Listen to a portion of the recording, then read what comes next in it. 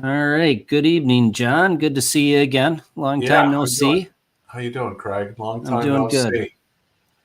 We're adapting. Two old men adapting to technology. This is awesome.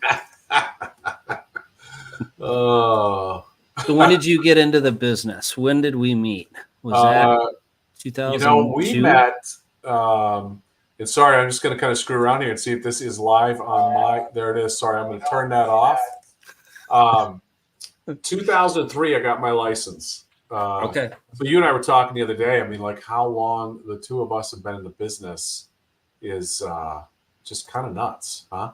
It is. We're the old timers 2003, now. so 21 years for me, and then a licensed broker since 07. Okay. Thinking I would open up my own brokerage, right? If you remember that, things were booming. I'm like, yeah, Oh, I can yeah. get my own brokerage going. 2007, a lot of people were telling me, no, don't do that because brokers don't make much money. You make the money as the realtor, and then the housing market blew up. So that helped me with my decision. There was that. What's that? There was that. I got in like 93, and I think I was selling real estate or 95 is when I was working with the builder in 93, and then I think I started selling in like 95. Did you just get out of high school or something, or what? Yeah, I was straight out of high school. Yeah. Yep. Smart. So yeah, I was really young looking. I mean, I look young now, but holy cow! I mean, right. I should grab my old. Yeah, I grabbed my original real estate card. I mean, it looked like it was like a 9th grade photo on there. It's amazing. Yeah. Absolutely amazing. Absolutely amazing. So, yeah, history repeats itself. So we had that big run up, the boom, and everyone thought they were great. And it reminds me of that meme that went around where it's got this guy looking in the mirror and says, never mind inflation, never mind all the money printing. You are the next Warren Buffett. So all these real estate investors think they're these geniuses, and now the tide's going out. Right. People are getting hurt. Right. Yeah. That chart you were just showing us, showing me before, you didn't broadcast it yet, but the trends of home sales in the Twin Cities metro, they were just riding that giant wave. Just huge run. This here. Yeah, that, right? Yeah. So So we all thought we were geniuses back here. So look at the is that 2020? Yeah, so a little dip, right? So there's a little dip with COVID. COVID took it down a little bit, right? Probably. Yeah, COVID was right here, right? Yep. June 2020. Yep. Look at that. And then it just took off. Yep. And then they lowered the rates, printing money, and it just took off. Yeah. And then where was the peak? What was the peak there? The peak was June 2021, and then again in August 2021. 68,000 transactions. And how many transactions now? 45? July is 45,000. 45. 68 to 45. Yeah, and people think it's bad now, but in 2011, it was 36,000. I can't even remember that, but we were working at the time, Yeah. I think for a while we were probably in the same office. Yeah, we were working. We weren't making much money then. No, but look at that. Holy cow. Yeah. That's crazy. Yeah, so it's interesting. I was had the earbuds in today listening to YouTube and came across Ryan Pineda just did a show with David Green. He was the guy from Bigger Pockets. Okay. And they parted ways, so he's doing his own show now, and he's like this guru on investing, right?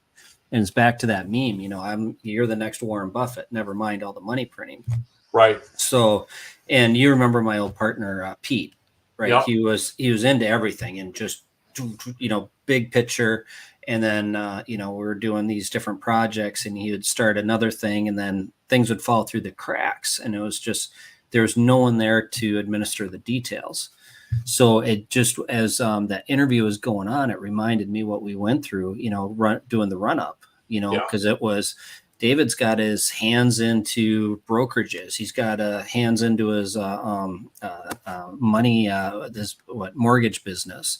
Then he does his podcast, and then he does his development, and then he got burned doing a 1031. He had like 18 days or something crazy to come up with a bunch of houses to purchase, and someone recommended this realtor out of I don't know, Smoky Mountains or something. He ended up with like 40 properties, and then the guy's not managing them right. And then the city shuts him down. So he's not cash flowing. He's sitting on a bunch of dead properties there. And then, it's just all these attention to details had just fallen through the cracks. And you don't notice that stuff when you're doing the run up. Right. Right. But I will give him a lot of credit. He was very, a lot more humble. Right. I don't think he's fully realized, what his role in it was. And, it was too easy, right? When properties were doubling every 2 years, right. You thought you were a genius. Right. And he played it pretty conservative. He talked about the reserves he had, and he's weathered the storm this far. And then in Florida, he said some crazy deal where like 50 properties were transferred out of his name.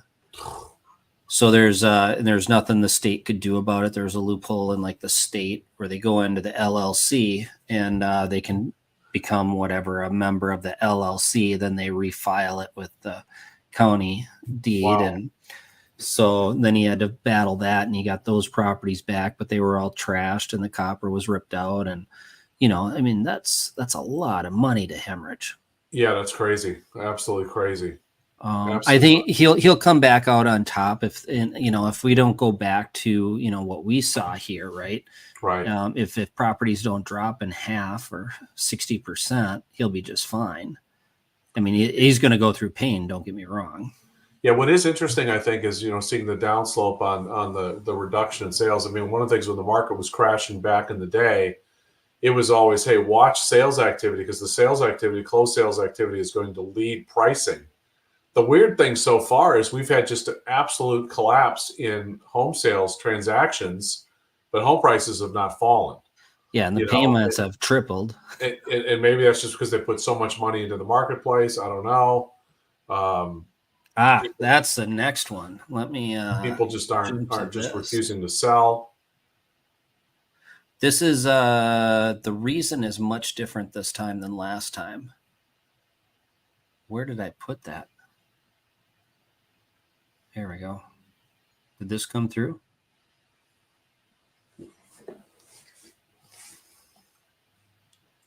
Yeah, bear with us. We're a couple old guys trying to figure out technology. Yeah, when I started, we were doing the curly Q fax, that wax paper. Yeah. You remember those old fax machines? And then you would send it over, and then they would initial changes, and then fax it back. Oh my gosh. And you couldn't read them. And then we got all excited because, oh my gosh, they're going to allow these to be legal documents now. Yeah. And you get them, and then no one could read anything what the purchase agreement said. It was just you like, just hear the fax machine just rolling all the time. Yeah. I just remember that in that Edina office in Wayzata, it was just a riot. Yeah. So what are we doing? Okay, so this is a chart I've been tracking for quite some time. So the red line here is M2, monetary supply, right? And then you can see that there's a website called WTF happened in 1971. And this is about when Nixon took us off the remainder of what was on the gold standard. Okay. And I'm not a big macro guy, but I've been trying to learn more about it. So we kind of come off the gold standard. We keep printing money. And then, things are, 2000, the blue here. Can you see that? Yeah. Where that blue shoots up above the red line? Okay, so it's the house prices. Yep. That's the housing bubble right there. Wow. So that housing bubble in the 2000s ran above the money supply. Right. Yeah. And then we did then the market crashed, right? And here's your recession, the Great Recession. Yeah. That was painful. Yeah. Anyhow, so then we dropped back down. These house prices were cheap, right? The rents cash flowed, everyone, and then all of a sudden the prices started coming back up. We are sitting right about 2013, I think. 2012 might have been the bottom, somewhere in there. But now look at it just pace with the M2 money supply. This is a Case-Shiller 20. And then right here's COVID. And look at what they did to M2 money supply. They just, straight up. And then what happens to house prices? It follows. Yeah. So we don't have like a housing problem with housing too expensive. We have a money problem. Yeah. And your groceries are doing the same thing. The stock market's doing the same thing. Yeah. And then, everyone's sitting here buying real estate like me and, David Green and all these other guys, we're saying, oh yeah, we're the next Warren Buffett, Right. No, we're just riding along with what the government's printing. Hey, everything's going to be good as long as they keep that machine going. Don't let it break down. At some point, the music stops. I just don't know when that is. They need more data centers so they can run it faster. Just keep it going. I mean, it's going straight up, but it's got a ways to go. It's not quite parabolic yet. This thing could still go quite a bit higher. Yeah. I think house prices are going to go higher. Yeah, and I think too. The other thing is, we won't talk politics stuff here, but the government just keeps spending money, and almost regardless of who's in office. Yeah. Democrats are in office. If Trump's in office, who knows? I went back and looked at historical spending by the feds going way back even before Reagan. And I think there was maybe 1 year where the federal budget did not go up in like 50 years. It's always gone up. It doesn't matter. They talk about they're going to cut this, going to cut that. They're not going to do that. Deficit's running at $2.5 trillion. How do they stop that now? What do they cut? When they cut the rate of increase. Well, they cut the rate of increase. So we go from $2.5 trillion a year to 2.6 the next year instead of 2.7. Right. I mean, so that's kind of because it didn't go up as fast. Yeah. Yeah, that's kind of what we're talking about. But yeah. So, but hey, as long as the Fed keeps printing, I guess house prices will still stay up. I heard. I can't remember if you and I chatting earlier this week about a guy had a proposal. It was in California, and I think it's an interesting one. He said, hey, if you want to unlock real estate, and California's a good place to talk about it because it's so expensive there. Mm-hmm. And somebody, might have bought a house 40 years ago for $200,000. Now it's 200. Now it's $2 million. And he doesn't want to sell it because he doesn't want to pay the capital gains, right? Because a couple only gets $500,000 cap gains, right. Deferral, and then they got to pay cap gains on the rest of it. So a lot of these guys or gals are waiting for their spouse to die, and then they'll get a step up in basis for their portion. So think about the math on this. You got 200, and let's just assume whatever, no repairs. We're just going to use simple math. 200 to $2 million. He dies. So now she's got the house. She's got $2 million. She gets his step up in basis. This is a Hollywood script. Take notes because the husband has to bump off the wife so he can save on the capital gains tax. Well, right. I mean, it's significant. Actually, when you start to run the numbers, it is significant. So you've got a $2 million house. You got 50-50. You got $1 million. You had, it's a $900,000 step up in basis that they don't, so she's got her own $900,000 step up in basis. Yeah. So I don't know what happens now when she sells and she's single. That's a good question. Now it's $250. Now that he's died, it's $250. She got all his step up in basis, so she still has $900. So she backs out $250 from her plus her $200. Yeah, that's right. So she pays capital gains on $550,000. Yeah, which is 20%. Which is what, $50,000? It's 15 to 20%. She just doesn't want to do it. I mean, it's not that big of a tax, but it's enough of a tax. Mm-hmm. Especially if you're older and you just don't want to try to hang on to your money, you're not going to sell your building. Well, do you remember when $250 was a lot of money? Oh yeah, that was put in what, right about here, like 2000. Yeah, you can't buy a starter house for that now in most markets. And they've quadrupled the money. Yeah. Yeah, so $250 was a lot of money back then.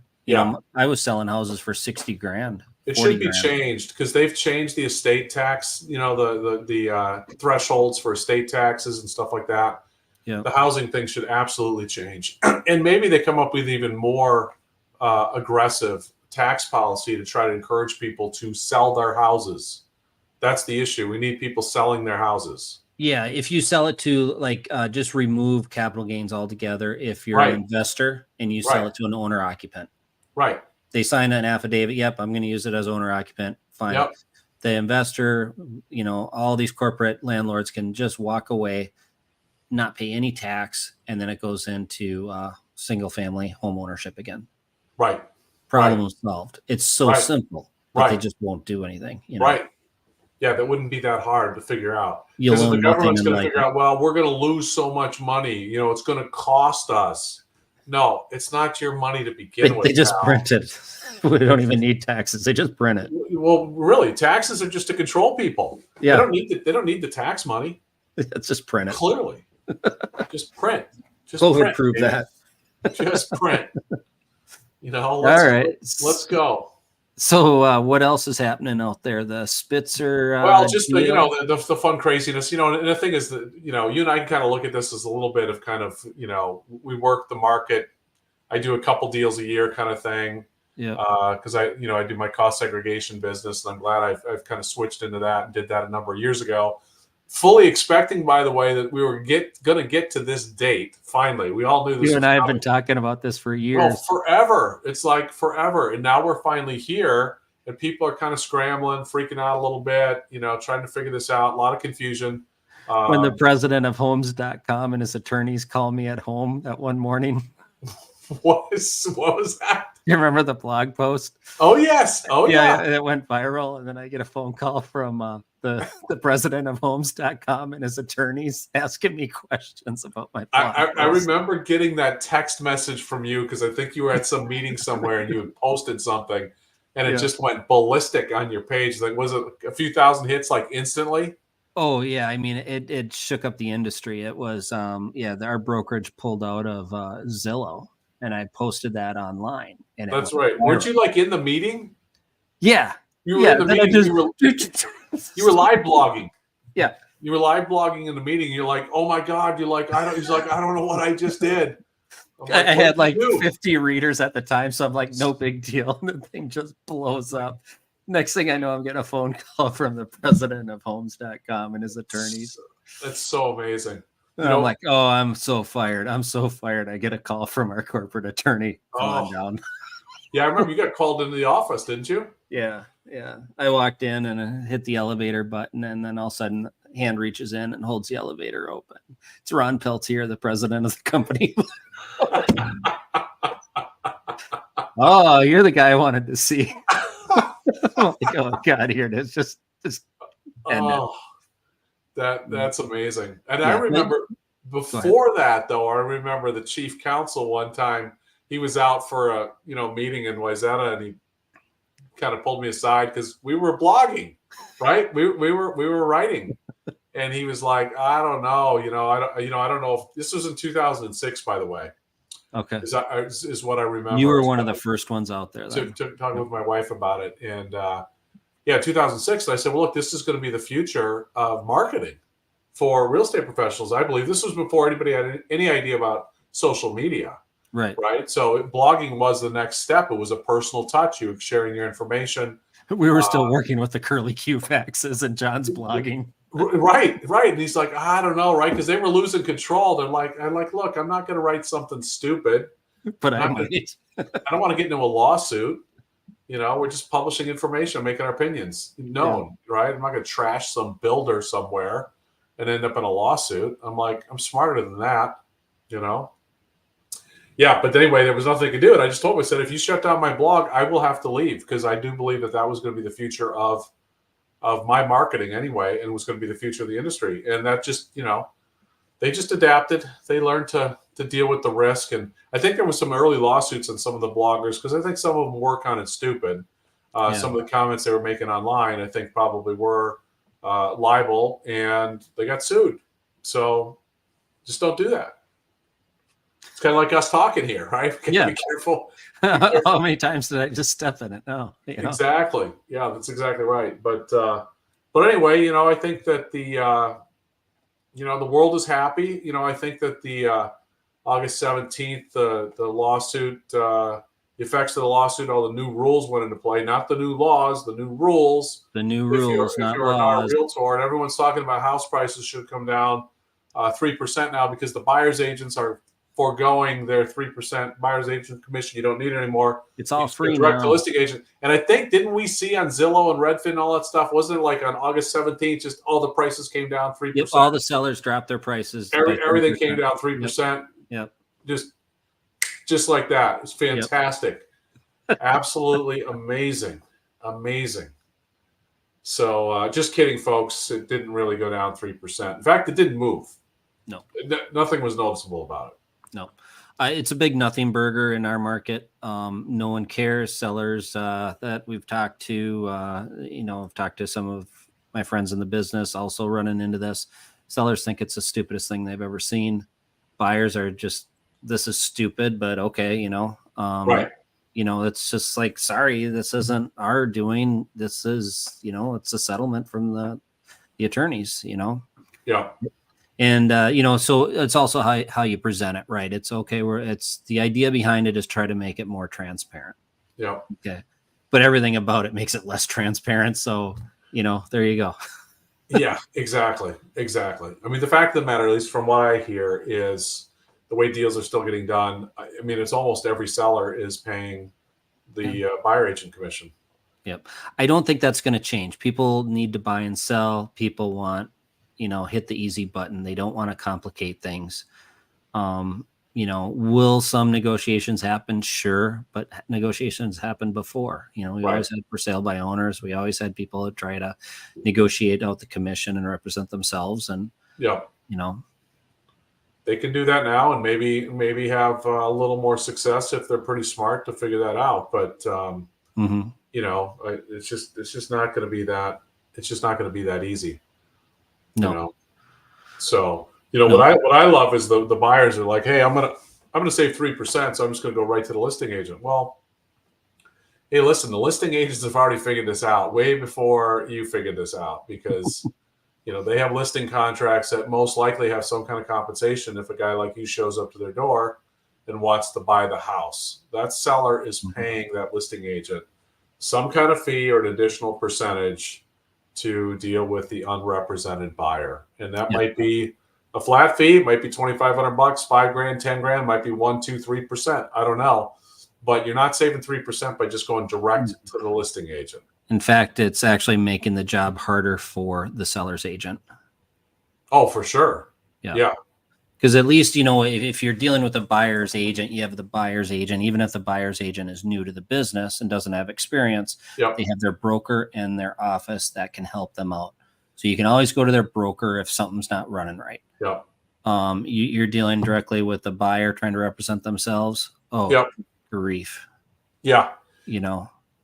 And the stakes are high, right? I mean, the seller's got an offer on another house, right? And then that house, they have an offer on another house. So, and then maybe that one is stacked up and they're going to buy one. So now this buyer that's without representation trying to save 3%, which is going to be whatever, nothing over a monthly payment. Yeah. They're going to put all these people at risk to represent themselves. And if they don't do everything right and close on time, that one doesn't close. The next one doesn't close. The next one doesn't close. And then the lawsuits start going. Specific performance. The attorneys are going to love this. Yeah. But I don't think there's going to be that many that do that. I think most people, have a pretty good head on their shoulders and know they need representation. Right. Like we were talking the other day, it's like, okay, that's fine. More transparency. That's great. I mean, I laugh a little bit, right? You've been doing this 30 years. I've been doing 20 years. I don't remember going into a listing appointment, talking with the seller about what the commission is.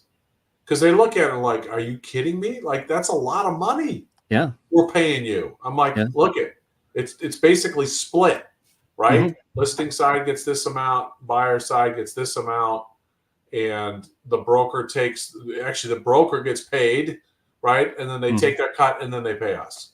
Right. So that's how it works.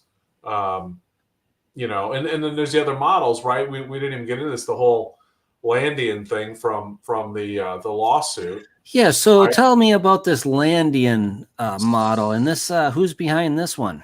Yeah. So this, let's see, is both TechCrunch broke the story. I happen to have the Housing Wire listed here. So the Sitzer is the seller who was not happy with having to pay a 6% commission when he sold the one house. Who couldn't negotiate his commission with his agent. Yeah, apparently I don't know what I don't know what happened there. It's all kind of crazy. That was over X. Oh, that's the guy who couldn't negotiate with his agent. And I think didn't that one end up being like a $418 million settlement? And I think it was. I think it was more than that. It was a because they got NAR right for treble damages, and then they got Remax, they got EXP, and they got another brokerage. So all that who are already members of NAR. All that right. Also all that money is going to go to the sellers, right? So they're all going to be compensated somewhere. We figured to the tune of somewhere between $7 and $30 each. And $30. Yep. That's fantastic. Yep. That's amazing. Yeah. Lawyers, I think, get a couple $100 million out of it. Yes. So it's good. It's good for them. And now they want to kind of control the industry. But he's starting up a new. So anyway, the guy. So he's the plaintiff. He's the plaintiff. He set this all. He got fire. the $30. He didn't get the millions like the attorneys got. Right. So he started his own company, and you could probably just pull up Landian.co. We'll give him a little plug here. Yep. I mean, why not? We're fair people. Absolutely. And we're happy to compete. And I think as we continue these the Gen X real estate show, we'll continue to talk and give consumers ideas on, hey, if you do want to go it alone, here's some things you need to think about. Right? You've got choice, and you have more choice than ever before. And so he's come up with a flat fee. How many flat fee operators are there in the Twin Cities? There's plenty of them, aren't there? They come and go every few years. Yeah. I don't really recall seeing any significance here in Greenville. So that's interesting. Okay. I'm sure that they're out there. I just haven't seen them. Yep. But this has always been something, right? You could call up, I forget who is, Home Avenue in the Twin Cities. They've been around a long time. They actually sell quite a few houses. Yep. They do a pretty reasonable job. It's a decent business model if you want to go that route. Yep. But I think what's fun about this, Craig, is you and I've talked about, when the lawsuit was when word was coming out that it was going to be finalized, trying to figure all this stuff out, everything's going to be different, right? I have my idea for a brokerage, which Landy and Stoll. What's that? Which Landy and Stoll, right? Yeah, well, yeah, Landy. So we see this idea. It's like, well, my idea might not be that unique, right? I think they're saying you can hire them for $49 to go see a house or something. $39 for a showing. 39, 49. I don't remember what it was. How much will it cost? Okay, so package 49. Yep. Price per tour $49. Yep. Every offer you write $199. So you save $13,000. Total paid by the buyer. So that is. Are they to get to the $17.99? The middle one is that because I think they sell a package as well. It's it's $49 times 5 showings and 2 offers is $17.99. I mean, it's kind of interesting. So my idea, my business model was to incorporate Uber with realtors, right? So that you would drive. You'd have to have quite a bit of marketing going. So you're getting these inbound phone calls of people who want to go see houses. So you build a brand. They're like, hey, they know you're the firm to hire to go see houses. I don't know what we haven't run the numbers to figure out what that would look like, but it's some kind of a fee structure, right? Maybe it's initially $350 or something, and you get to go see a number of houses and maybe get one offer. Okay, so you get a web lead or whatever. I want to go see this house. So you send out the Uber driver. You got 30 Uber drivers spinning around town. Yep. So picking up passengers, delivering pizza and Grubhub and stuff. Yeah. And the sellers are going to love these guys opening the house on the $1 million house for tours. Definitely. But remember, though, so because the world has changed and realtors are going to lose commission dollars here. I'm just adapting to the no curly Q faxes, so bear with me. Right. Exactly. So here's the thinking, right? That commissions are going to go down is what they say. And they may go down. They might go down because everybody's talking about trying to figure this out. Do they go down 20, 30% because of this? I don't know. Who knows? But they're going to be looking for other ways to make money. So Uber's just a natural. They're driving around anyway. Hey, they get a phone call and a text. Sally Smith wants to see 123 Main Street at 2:00 today, right? And that might go out to your blast, right? Maybe you got 6 or 7 agents, buyer's agents in a big metro. They're also driving Uber, and they say, I can take that. They just click, I'll accept that, right? Like you do when you get a Zillow lead kind of thing. And that driver maybe gets paid $20 for that showing. Okay. Right. But they're a realtor. They're actually legit, can open it up. They're under your license because you're the broker running this kind of transaction brokerage thing. So you show them that. And then I haven't figured out what the numbers are to write these offers, but you would need somebody who's a super good admin who is very skilled at writing a lot of buyer agent agreements fast and purchase agreements, Yep. and then running as the QB on quarterback deals that are coming through. Pay them nice amount of money. I don't know what those numbers look like. That could work, but that's like a hamster running really fast on a little wheel Yeah. to hustle, get all that stuff done, and keep that going. And maybe you make enough money before you get sued out of business. Well, that's the other thing. There's so much liability with this new settlement. I mean, this is just Right. landmines everywhere. Right. So that's my argument is this isn't going to bring commissions down. It's going to bring them up. Liability goes up. The friction in the transaction goes way up. Yeah. It complicates it for everybody involved. I think they're going up. And it's unfortunate. I don't think anything's going to bring commissions down unless technology breaks it. And right now the internet can't break it. Right. AI, possibly, maybe AI can do, write these offers better than attorneys can. And maybe we'll get rid of the whole attorney profession, right? They're replaced with AI. That would be fun. And then maybe AI can do some of these remote unlocking of the houses and then have certain cameras set up to monitor everything, because right now it's just so labor intensive. And that's why the cost is. So it's high liability and high labor intense. Yeah. Until you break that, you're not going to bring costs down.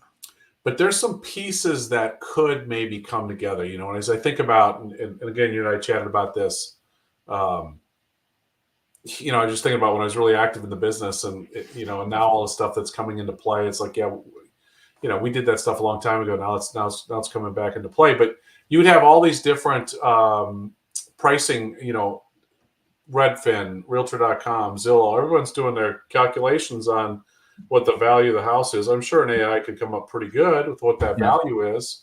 But you've got Open Door that's figured out the locking mechanisms to get people into houses, all those kinds of things. And I remember way back in the day, I was thinking, but that hasn't worked out well for them.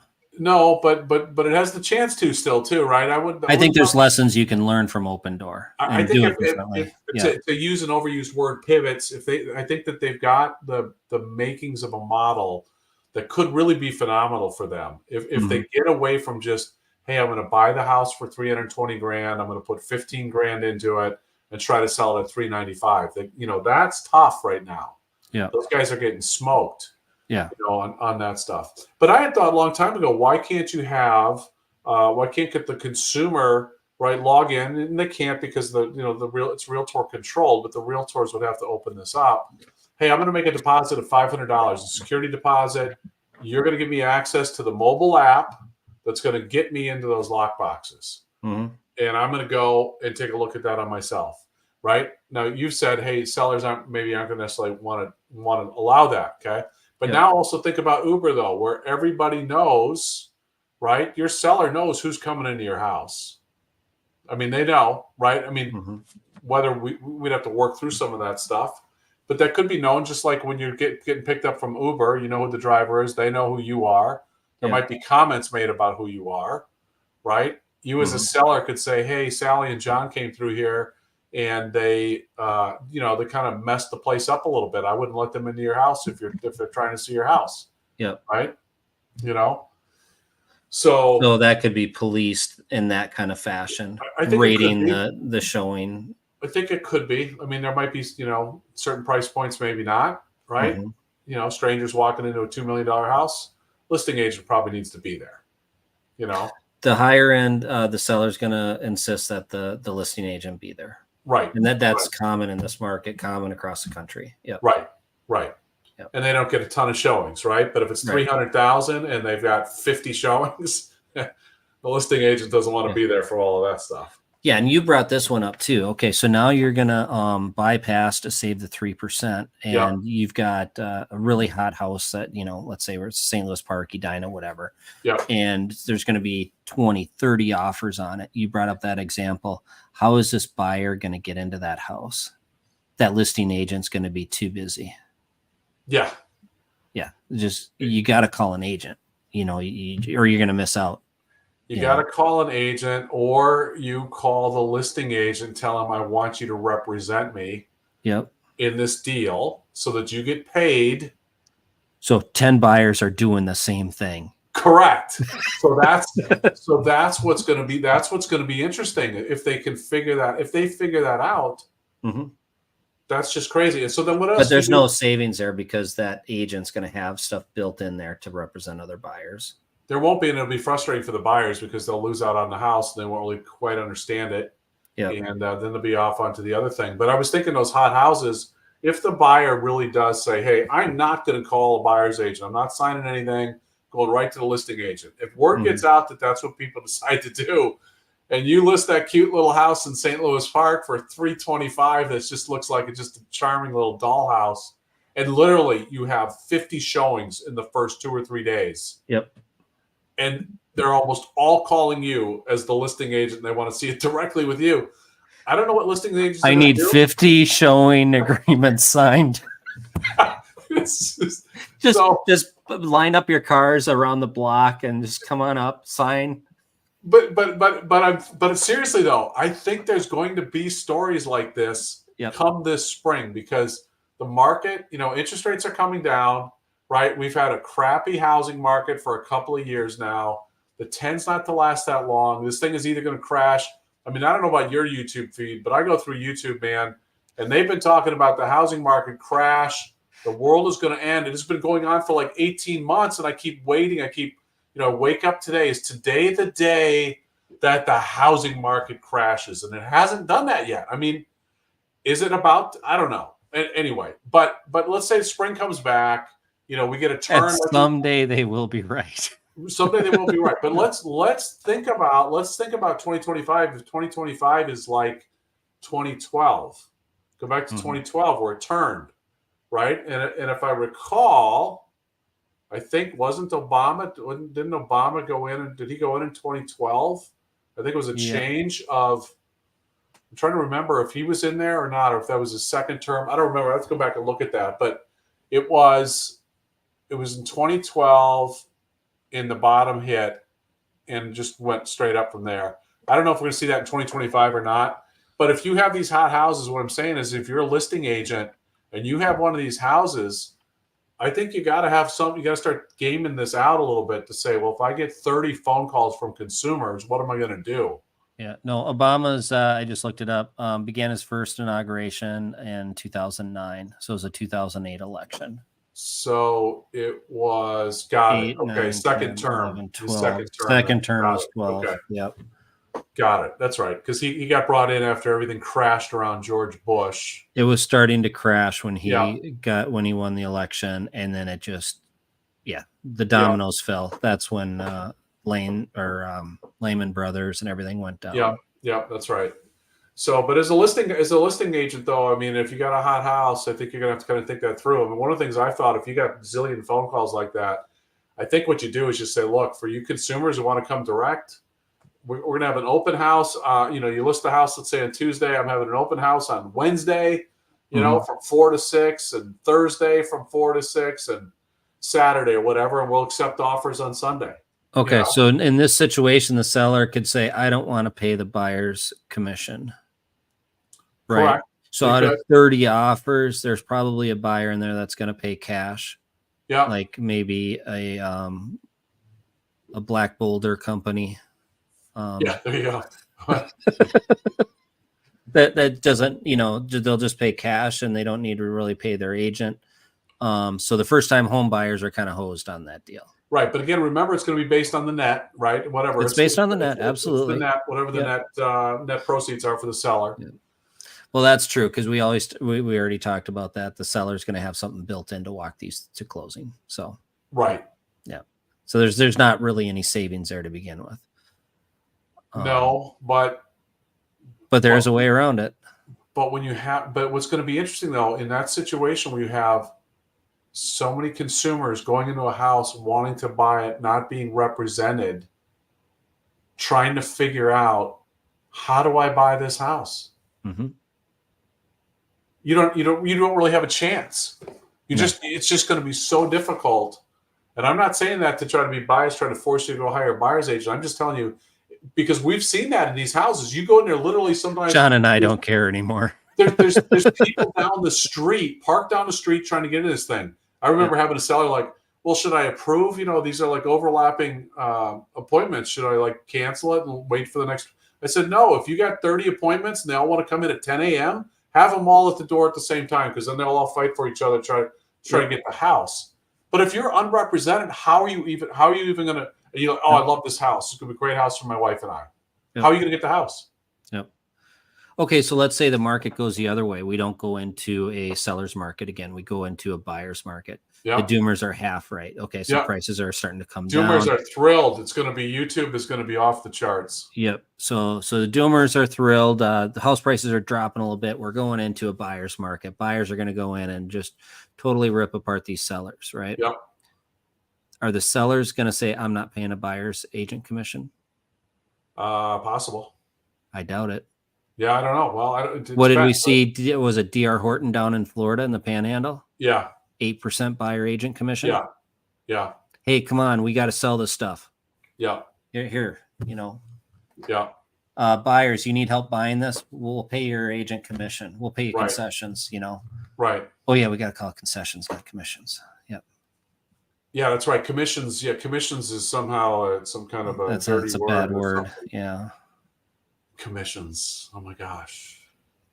Can't get paid commissions. But concessions, on the other hand. Yeah, concessions, it kind of reminds me like when we would get in rooms full of realtors from different brokerages, and because of what's the law I'm trying to think of? You can't conspire with each other to set commissions. Yep. So you couldn't set commissions, right? Right. You wouldn't even say they wouldn't even say commissions. Like these speakers up in the front, they would say, it's whatever, apples or bananas. It's like, come on, are we really, this is just amazing. And yeah, okay, so I can't do the math in my head, but let's say you go from 6% to 5%. Yeah.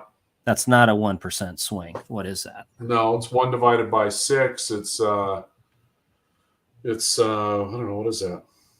1 divided by 6. 12, that's 16%. Almost a 17% swing. Yeah. You don't have a 17% swing between a Chevy truck and a Ford truck. Right. And we'll have this swing right alone in our office. I've lost deals to other agents in my office that cut the commission. Yep. I mean, there's nothing more negotiated than a real estate commission. Right. Right. Maybe some garage sale bickering, but but what other product is going to be a 17% swinging and rates? Right. Yeah. Right. And that's even more than that, because you could end up at 4%. You could end up at 7%. Yeah. You could have 30% swing, 40% swing. Yeah. Yeah. I remember seeing when I was a broker, I would see some stuff come back, and I didn't care for it. Would raise the red flag where the listing side took 5%. They paid out 2% to the buyer's agent. And that was in the day, Craig, when all of that showed up on the settlement statement. So you could see both sides. So we've been going back trying to figure that out. When did that change? I got to go back and look at some settlement statements. But it used to be. We looked that up last night. What was that? That was 2016. I think I saw it since then. I think I've seen that since then. I just haven't gone to look. Well, you used to be able to request the HUD 1, but the HUD 1 has gone away. That was part of Dodd-Frank. Yeah. So everything was transparent with before Dodd-Frank, and then Dodd-Frank made it not transparent. Yeah, now it's not. Speaking of losing transparency, the MLS system, which is a phenomenal system, when you think about how big the real estate market is, how many people use the MLS. Everything's it's just for realtors and Zillow.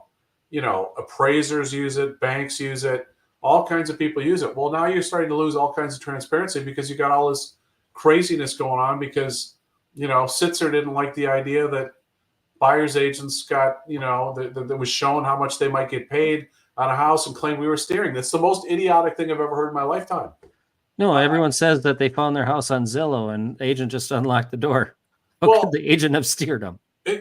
Exactly. I mean, you and I might send a client, if we send them stuff, because they're looking all the time, by the way. I mean, there's real estate sites everywhere, and those real estate sites are in business because of realtors. They call it real estate porn for a reason. It's addictive.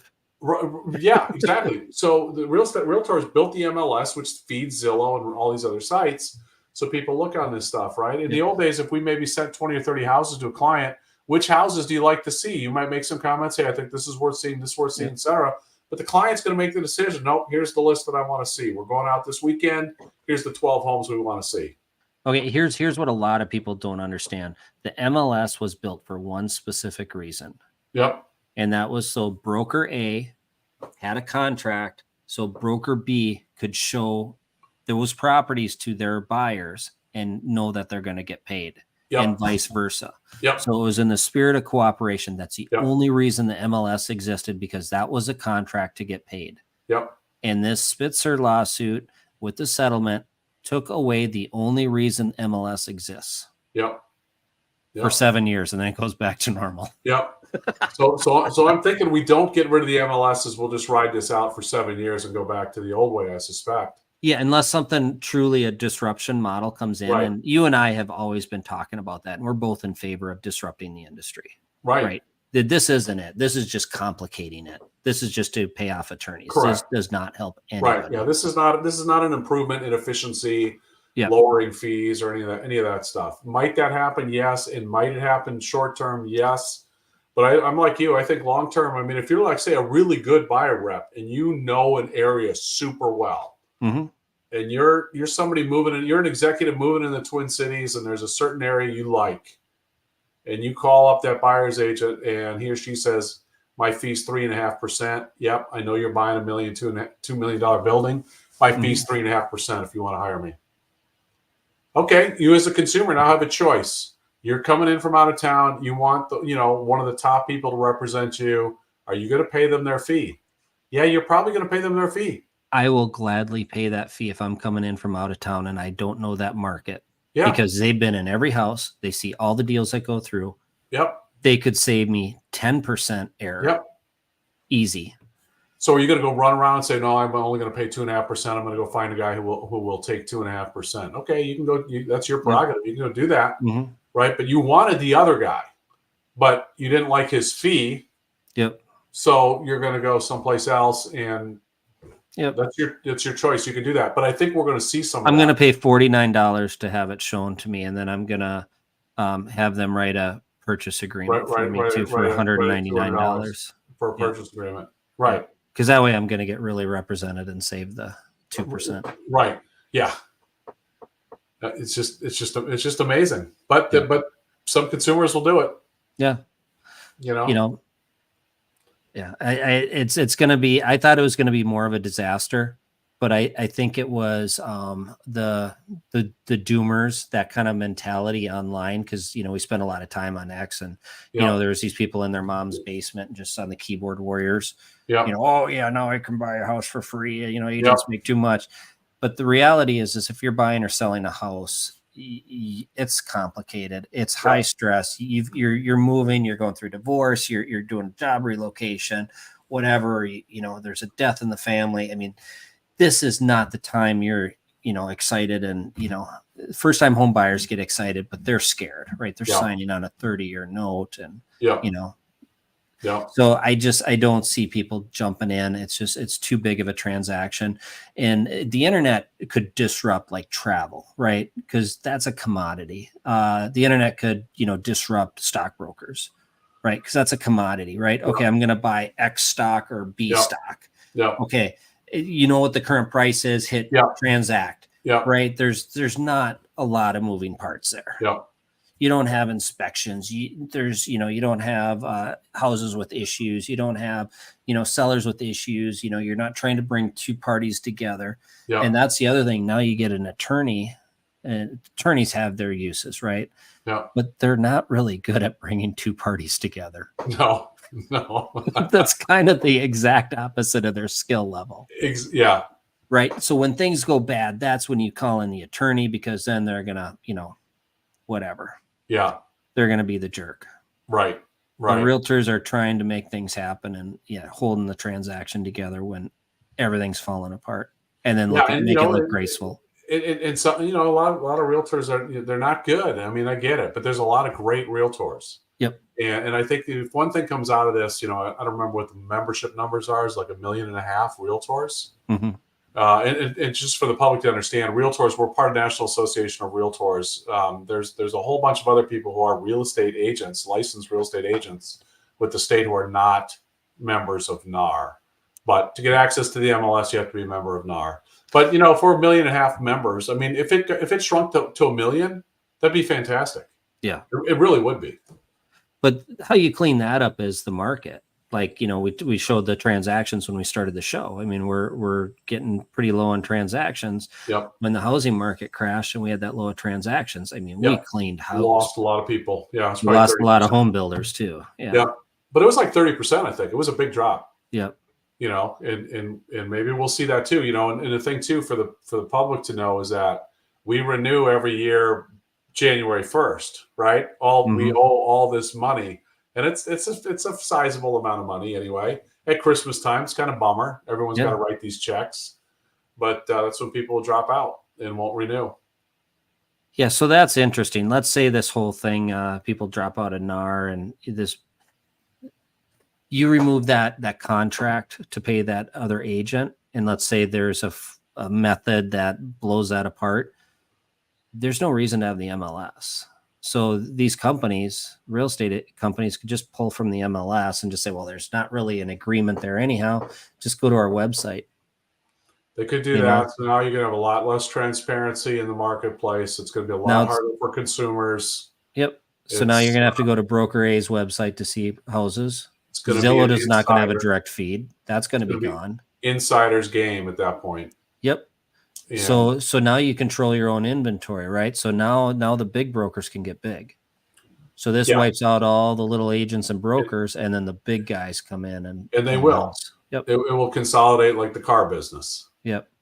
And a Black Boulder company will come in and roll everyone over. Yep, exactly. And and the other thing too with what's happened in this lawsuit, we haven't talked about this maybe for another time, but it's going to be going down the road ultimately for fair housing problems and HUD violations and all this other stuff.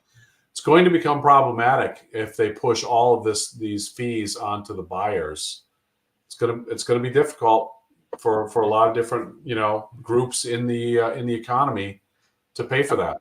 I don't remember the name of that organization. It was a Black Home Buyers or a Black maybe it was a Black Realtors Association or group. Okay. And they were saying this whole thing is going to have what's the word? Adverse. Adverse impact, or I forget disparate impact. Yeah, it's going to impact that community more than another community. Yeah. So therefore, it's not unconstitutional. That's the law on that? It's a violation of fair housing. Right. Yeah. Right. So if a certain group has a harder time coming up with the closing costs because of a new ruling versus another one, their argument was that's disparate impact, violation of fair housing. Right. So that lawsuit could come ripping through too. That could too. I think the Band-Aid on that, if I had to guess, states or municipalities will just step in and make money available for minorities to buy houses and say, hey, if that's the way it is, for you guys to have a equal footing, we'll create a fund, just apply for it, and we'll give you $8,000, $10,000, $12,000, whatever, to help pay for your closing costs and buyer agent fees and all that stuff, so you can be on equal footing. I can see that happening. Yeah, the Fed could do that through HUD and then administer it to the states, and the states could totally do it. It's one more piece to the real estate thing. It complicates the transaction potentially, because now you got a third party, bureaucracy that's issuing a check. If you're the seller and you're looking at offers, now you're in a little bit of a predicament. Are you not going to accept that offer because it's a little more complicated? And you're going to take another offer that might be a little bit lower? And is the buyer going to claim racism, right? That you didn't sell it to them because they had some special program to help them fund this deal? I don't know. It's a mess. It should not be the burden of the buyer. And then the DOJ has been pushing this. So the DOJ, there was a comment made by Spitzer's attorney that says, well, I've never had working with the DOJ. It's like, well, what an odd thing to say. That sounds like collusion to me. Right. But Yeah. on the topic of the DOJ, RealPage, did you hear about what was going on at RealPage? No. Okay, so RealPage is another like a Zillow kind of thing. It compiles all the rents, right? So all its clients will do like a software to, and I don't know the specifics on this, so I'm probably going to get some of this wrong. But if you're renting out your property, you tell them what you're getting the rents for and any concessions you have to make, and they're getting all these big landlords. Well, now they've got this powerful database of what these rents are going for. Okay. So now these landlords have this data real time. So now this price discovery is almost instant. Interesting. So now the DOJ is saying that's price fixing. Right. And then someone chimed in online and said, no, it's a different level to it. And I read and I couldn't find what they were talking about. But what I was reading is they were getting the data instantly, and that's considered price fixing. So if Zillow is instant with, and they get their Zestimate actually right. Right. Is that price fixing now because it's real time data? Yeah. You know, so Right. we're into, I mean, there's going to be some real interesting years as technology speeds up in the real estate. And Well, think about what AI. Well, think about what AI is going to do. I mean, it's I don't know. Should be interesting. I don't know. I think AI is going to be a nothing burger too, like the 5G was. I think my phone slowed down, not sped up. Have you noticed any improvement with 5G? No, not really. No, I haven't at all, to be honest. So yeah, they say I do like the AI though. The AI is kind of fun for writing, giving some different ideas and tweaking headlines and things like that. It's kind of cool. Yeah. So no, there is big potential for AI, and the way Elon talks, there must be something behind the screens that we're not seeing yet. That's scary. Yeah, but everything I've seen is ChatGPT is pretty static and pretty limited. Yeah. Yeah, I think you got to. I'm pretty biased. You got to do the $20 a month to subscribe to ChatGPT 4, I think, and I might try that. I might see what that looks like. Okay. Well, he's working on one on X. X has its own AI now. Awesome. I got to check that out too. So. That would be awesome. So what else is happening out in the real estate world? Anything? I don't know. I'm just watching our time. How are we doing on our time on this thing? Well, we're creeping up on an hour. We should probably cut it off soon. Yeah. But we'll come up with some new topics for the coming week. Yeah, if you got any topics you want to add, throw it in. There's an email address on my page, and then John Murphy. What's your page? My page is on YouTube. John Murphy SC is my my user handle. Yep, and I'm Craig Kamen MN. I must have had another account there because I keep losing passwords. So. Oh yeah, I've had a couple of different channels, and this one I'm sticking with it. Yeah, I'm gonna work on trying to get this built. It'll be fun, but I think there's gonna be a lot of stuff to talk about when it comes to real estate for sure. Yeah, and it's kind of fun not being wrapped up into it, where we're kind of one foot out, where we just can kind of watch and just laugh. Yeah, exactly. We're not in the throes of it, so that's probably a good thing. I'm happy about that anyway. I was thinking about all the times, like all the Sundays I gave up to do open houses. And, open houses now are going to come back in a huge way. Yeah. Huge way. And probably more than just Sundays. It'll be Saturdays, it'll be Fridays, it'll be Thursdays. All the time. Yep. All the time. So you're going to have to watch for that. I'm like, I'm so glad I'm not doing that anymore. No. Oh. Guess what? Commissions have to go up to pay for that. All right. No collusion now. No collusion. No, it's market forces, right? I'm not telling them what to charge. It is market forces for sure. But it's added work. It's I use a gas can analogy, right? Yeah. So the EPA decided they're going to make the gas can even better. Yeah. So they redesigned the spout so that it take air in there, so it didn't leak air out the back, and so you didn't spill it accidentally. Yeah. Now you can't pour out of the stupid thing. The vapor locks on you every time you tilt it too much, and then they tripled the price of the gas can as a result. Right. Yeah, that's what they did to the real estate commissions. Right. We just don't know how painful it's going to be yet. Right. Yeah. Exactly. Yeah, we got 6 months to digest all this stuff, I suspect. And maybe it's good that the market's slow. So yeah. It's probably It'll be fine. People still buy and sell. So They're still got to buy and sell. Yep. Somehow they're going to need an agent. Yep. Or a Domino's pizza delivery guy. And an Uber driver. And an Uber driver. Would you like that purchase agreement supersized? Exactly. That'll be $199. Thank you. Oh my gosh.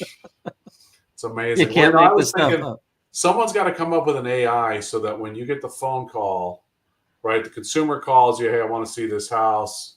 You're like, it's like instantaneously the phone call comes in, the AI sends out a buyer rep agreement by text message to the guy and says, and you can just say, yeah, that's great. I just sent you a buyer rep agreement, right? Just sign that back and I'll see you at the house.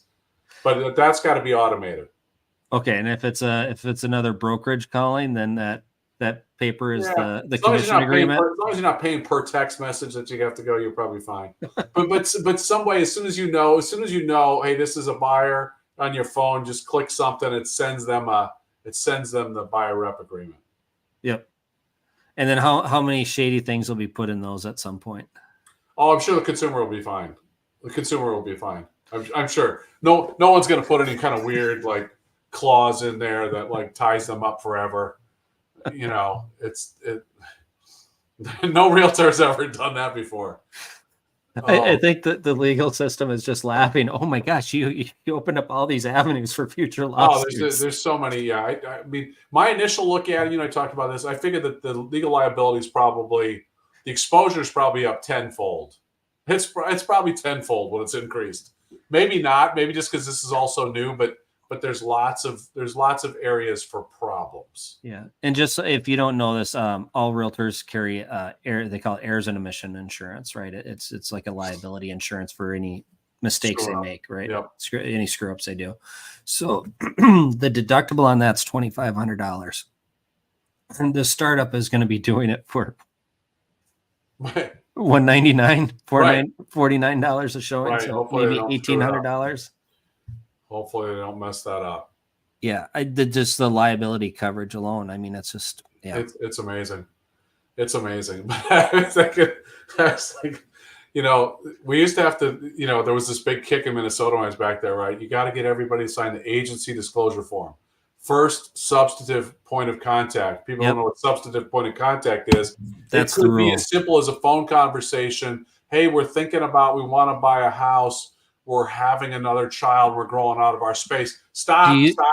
Do you think they would take 5,000 less? Not until you sign this agency can I answer that question. Right. Yeah, no, it's absolutely crazy. So if people wouldn't sign the agency disclosure and clearly said this is not a contract, they would look at me when I was trying to get them to sign it. They're like, dude, get out of my face with this paper. I'm not signing anything. Yep. I'm like, it's not a contract. The state law requires that you sign this. Yep. I'm not signing anything. Okay, well, I'm going to make a note that you offered it and you declined it. Now we want him to sign a buyer rep agreement. So it's like. Well, at least we're not trying to say it's $49 to show the house. And sign this paper. Right. Exactly. Yeah. So if I was a buyer and kind of figuring this out, if I had to sign something to see a house, okay, fine, but just be smart about it. Maybe it's just for that house, or it's for 1 hour, or it's for 1 day. Or whatever. Just control it. Just write on there, I have the right to cancel this anytime. Right. And initial that change. And then anytime you want to cancel it, you can. Yeah. But then at least you've protected the agent, because the agent in our market's going to get fined $2,000 if they show you that house without that signature. Yeah, that's what you were telling me. It's $2,000 per showing. House, per showing. If it's found out they don't have that contract. Yep. Yeah, that'll leave a mark. Yep. Yeah. Yep. So the agent's not trying to push anything on you. They're stuck between a rock and a hard place. Right. Exactly. Yeah. So just write that little clause in there that you can cancel at any time. Yeah. Put your initials on it so you can cancel it anytime you want. Yeah. Sign it. Then the agent's protected. Yeah. Yep. Yeah. And you're protected too. So yeah. Have to. Good times. Yeah. Awesome. It's great chatting with you. Good chatting with you. Do you remember Margaret? Margaret Clark. Margaret Clark. I don't know if I do. Okay, so we had a lot of old agents back in the day, and she would sit in the sales meeting, and she was at the office when you were there, and she didn't adapt well to the MLS, because the MLS, used to be in book format, and then it went to When I was doing it, it was dial up, and make the modem would make that bing, bing, bing, Yeah. like you're signing on to AOL. This is pre-internet. Right. So that was what the MLS was. And then you get a photo of the house. And sometimes the agent would slow the car down as they were taking a picture of the house, because most of the houses are kind of blurry because no one looked at the photos, right? It was all just the description. I mean, Right. Like Right. it was just, yeah. But Margaret could not adapt to the MLS. Yeah. Right. She'd just huff and pout in the meeting, bring back the MLS books. She Yeah. wanted to look through the MLS books. Oh, yeah. That's what I feel like. Isn't that something? Amazing how it's changed. Yeah. And the purchase agreement was 3 pages. Yeah. Now it's 18. Yeah. Yeah. Exactly. Crazy. Yeah. All right. Well, we'll wrap this up, and good chatting with you. Yeah. And, Sounds good, Craig. Have a good Well, rest we'll of your do weekend. this once a week then, huh? Yeah. Sounds good. Let's do it. Awesome. All right. See ya. All right. Take care. All right. Have a good Bye-bye. night.